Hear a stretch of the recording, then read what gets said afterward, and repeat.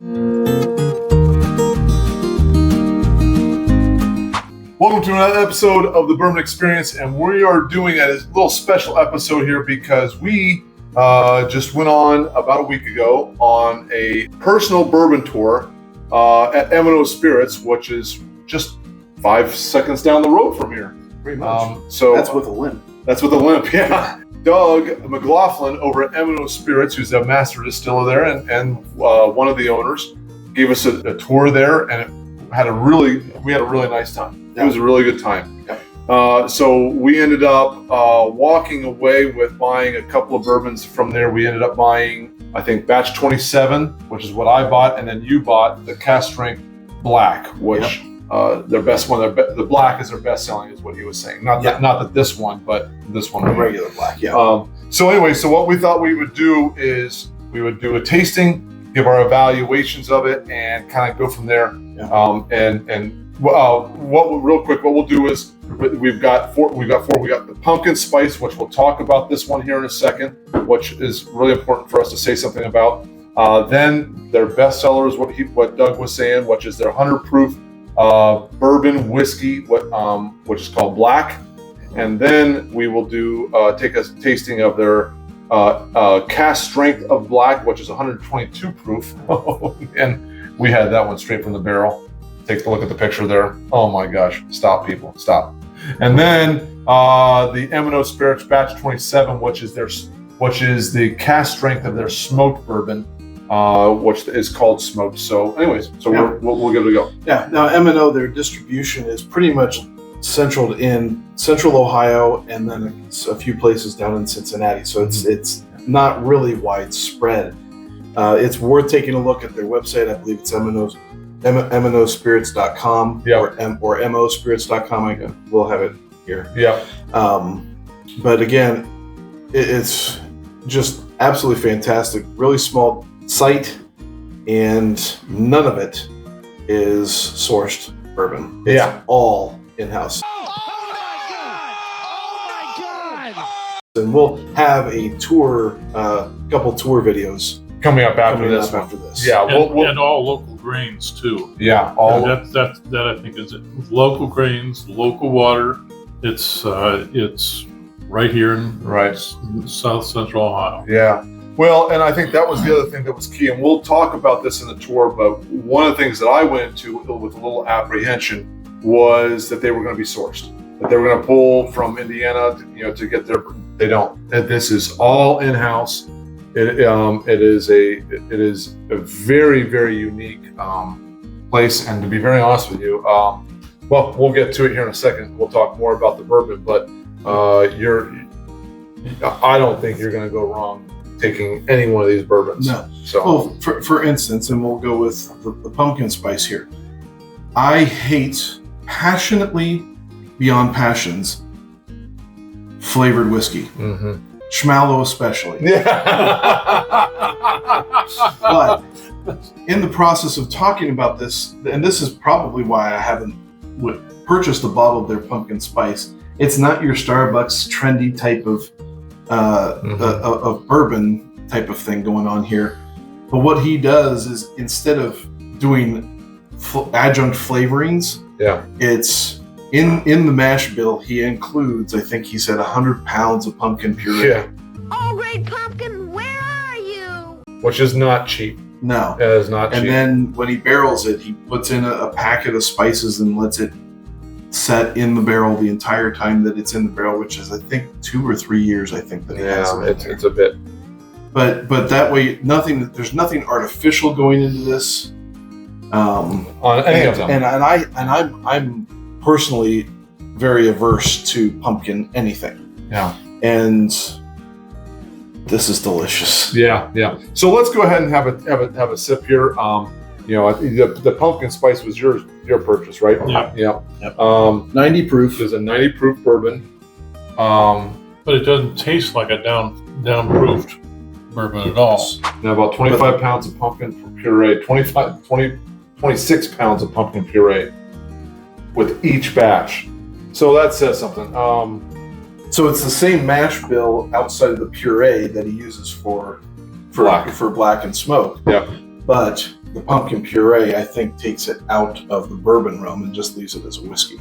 Okay. Well, either way, You can correct us in the comments if I'm wrong. See, I still don't get the prominent pumpkin in it, so I get more of the I don't spices. either. I get the spice. really. It doesn't beat me. No, maybe if I had it with a dish of ice cream. Yeah. It actually probably wouldn't be that bad.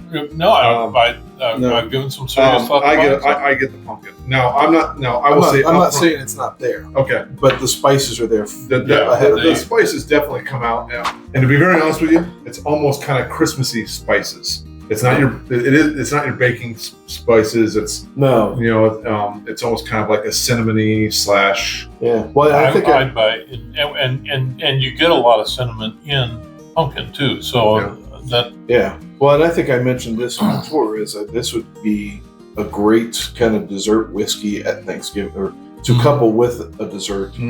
Like if you sit there and you have this, if you like pumpkin pie, you can go with that. I would like this with a pecan pie.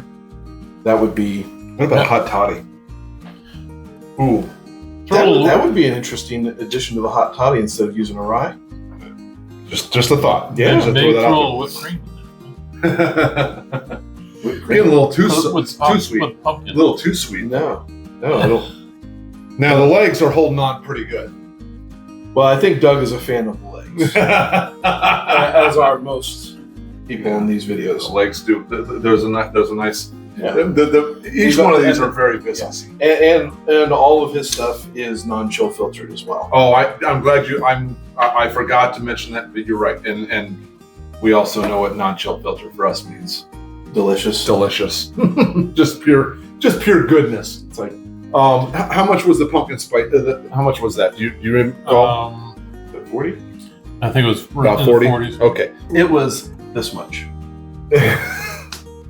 Oh wow! I thought you were like, it's number one. These 4 is your favorite. Let's do Yeah, that. I was about to say, like, I don't know that there's really things that I can necessarily point out that I don't like, and which means neither of you should have anything either, because I don't like pumpkin, and this stuff is Yeah, amazing. yeah. Mhm. Well, and what we also did, we also had what he has. It's a clear whiskey, and we also had and I forget what the name of that was called. Ta-da! Ta-da! Yes, That's correct. Ta-da. Ta-da. That one, he gets done with the mash, and then he dumps it into a barrel Yeah, for 3 hours, and then takes it out and bottles it. yeah.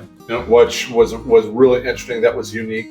I would buy a bottle of that, and then, Oh, yeah. and then we also had his whiskey, his vodka, and we have had. Now this is a Wheatley vodka from Buffalo Trace, and when we had a sip on that, we were like, and we're not vodka drinkers, and we're like, man, that is really good. Now I've been that's a year's worth, and I've been working on that with some cranberry and vodka, and it's really good. Well, It's clean. honestly, It's better than Wheatley. it's better than Wheatley, and Yeah. and we really and we're not vodka people, but when we were sipping his vodka, it was just a very crisp. I don't know how to explain it. It was just it had a clean finish. Yeah, It didn't have that ethanol Yeah. type of typical vodka flavor that you would Yeah. have with yeah, Absolute or whatever, who Correct. barely even distills their vodka.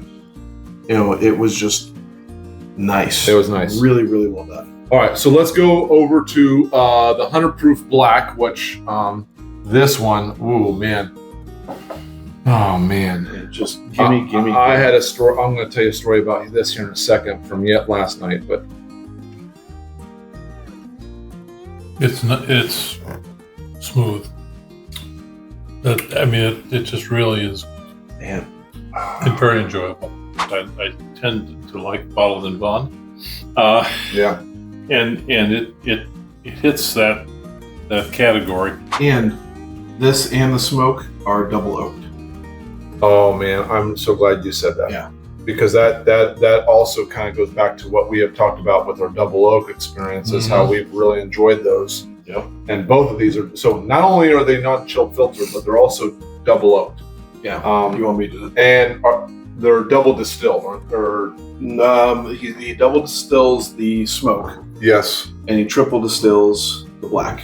Okay. So, and Doug, if we're wrong, chime in on here at the bottom. If you've been following the show, you know that I enjoy Maker's Mark. Nathan absolutely hates it, so it makes a fun little. Unless it's a BEP release. Unless it's a BEP release, which is fair.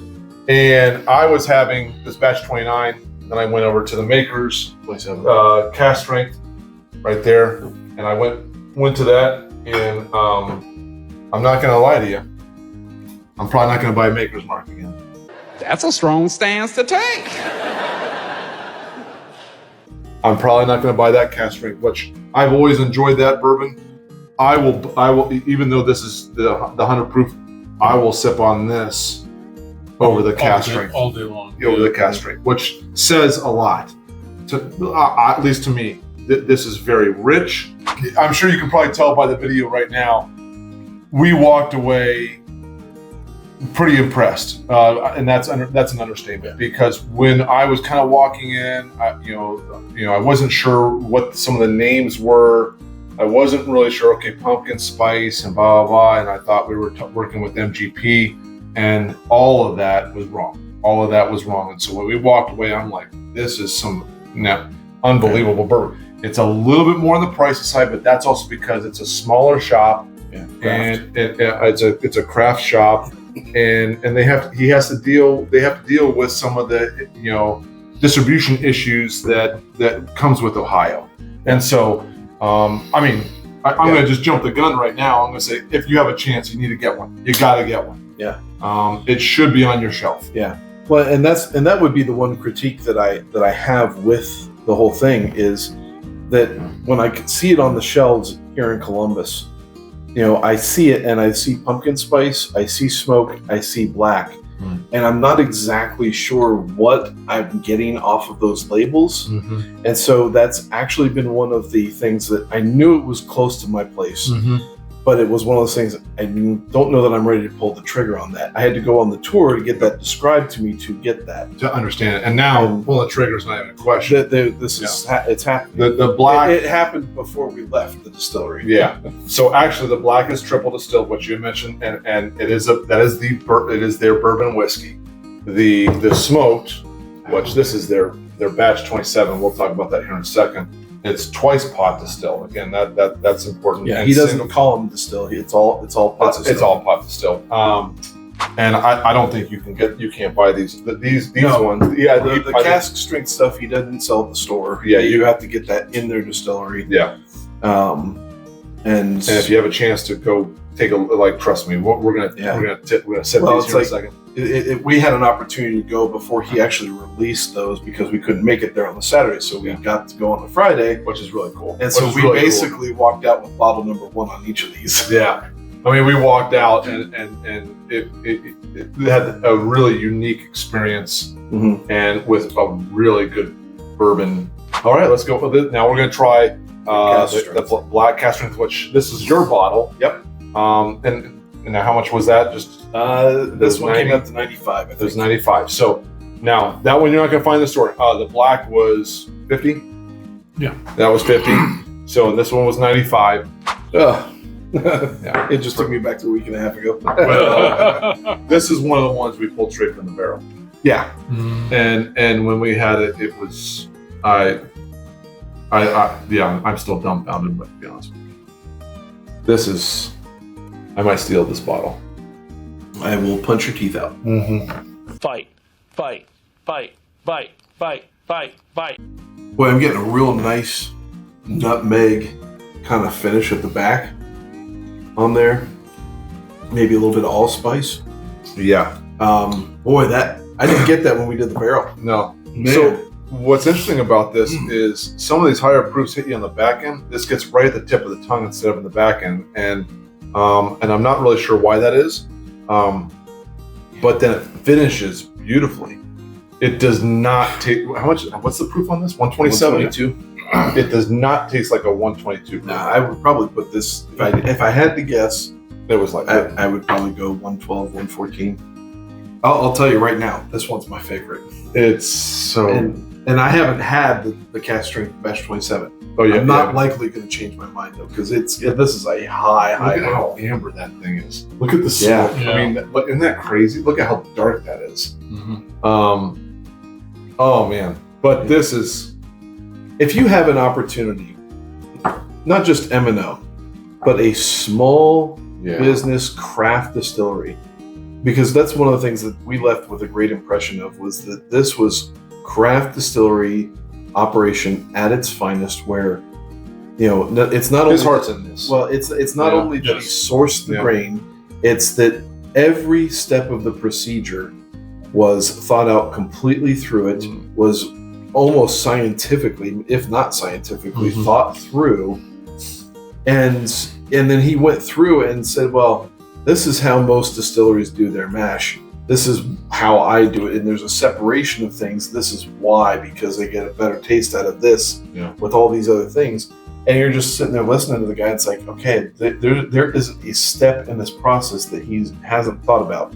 Not that the big distilleries haven't done that, but they just have done it in such a mass production way for such a long time that, you know, this is fresh.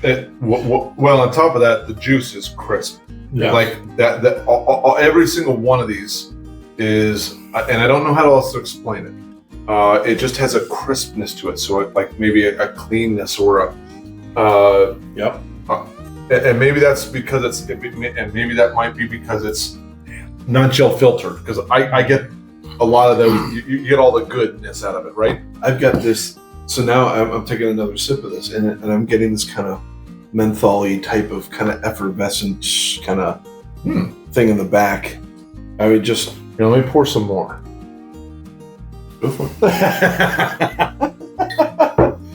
it. I don't know if he pulls from the barrel for everybody. I don't know if that was a unique thing or not. If it wasn't, dude, Doug. I mean, props, dude. Thank you. That rye was, forget about it. we are the bourbon experts. Okay, so let's go to batch 27 because you haven't had this yet, Yeah. and I have not had it after the but you haven't had this yet either. Oh man, you guys are in for a ride. We're going crazy already. Yeah. Now this one is 125 proof. Didn't we have this down there though? No, we did not. No. So it's funny, on the nose, I don't get a whole lot of smoke out of this.